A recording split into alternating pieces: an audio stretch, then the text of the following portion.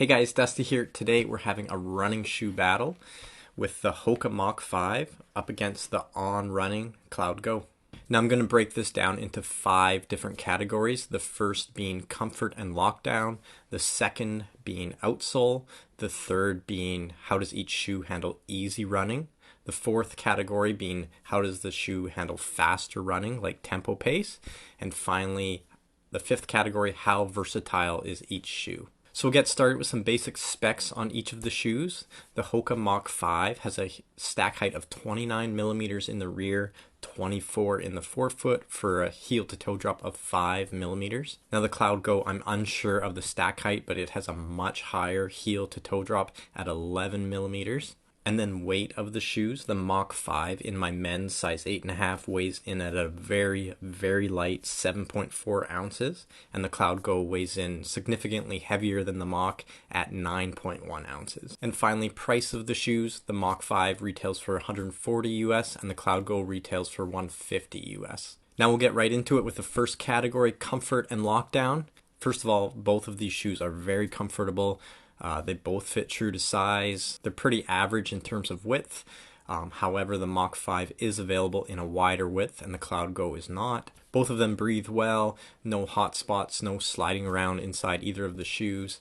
However, I will say that the Cloudgo and just On Running in general, they usually make very comfortable uppers, and almost all of the On shoes have a very nice and comfy on-foot feeling, and for that reason I'm going to give the win for the comfort category to the Cloudgo. Next up we have the outsole category, and these shoes are very different when it comes to the outsole. First up we have the Mach 5 outsole, and there's actually zero rubber on this outsole. It's actually just a rubberized EVA.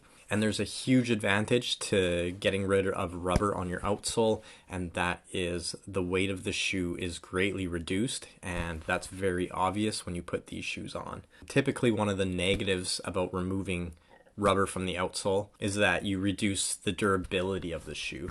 And while the Mach 5 isn't a shoe that you're going to get 500-600 miles out of it, probably at least, I still find the outsole to be surprisingly durable even without any rubber on the outsole. Then if we look at the Cloudgo, it's a pretty basic outsole, rubber coverage in all the areas that you need it, all the high impact areas. And I will say one thing about On Running road shoes, at least in other models in the past, there's been a tendency to get rocks stuck in between these cloud pods. And On is finally redesigning the outsole so that it's very hard or impossible to get rocks stuck in the outsole.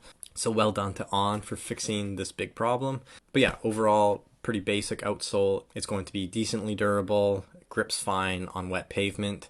Overall though, nothing special about this outsole. And because the Mach 5 has such great weight reduction by removing the rubber and it's still decently durable, I'm going to give the win in the outsole category to the Mach 5. Next up we have the easy running category, and if we look at the Mach 5, it's far superior at handling easy running, easy paces when you compare it to the previous version, the Mach 4. Hoka has really softened up this midsole and it makes it a little bit more enjoyable at easy paces. Although I will say this probably isn't going to be my first option when it comes time for an easy run.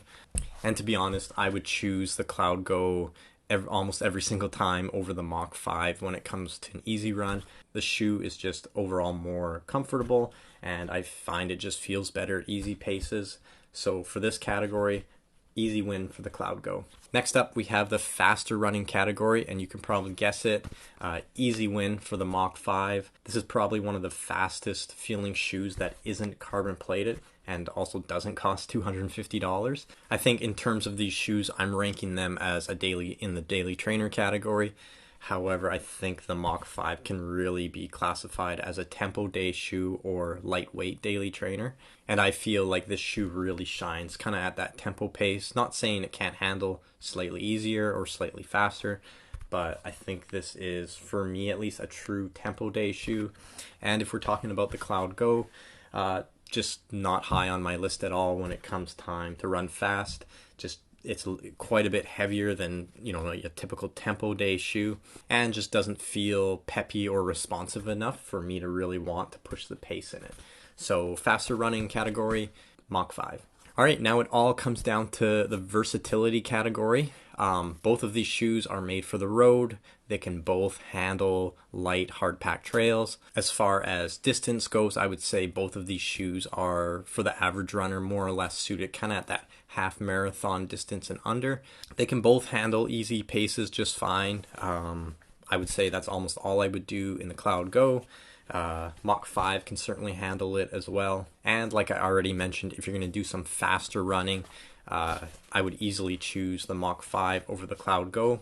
And for that reason, I'm going to give the versatility and the overall win to the Mach 5. So anyways, if you like this shoe battle, please let me know down below in the comments and I'll be sure to shoot more of them. And like always, thanks for watching and I'll see you in the next video.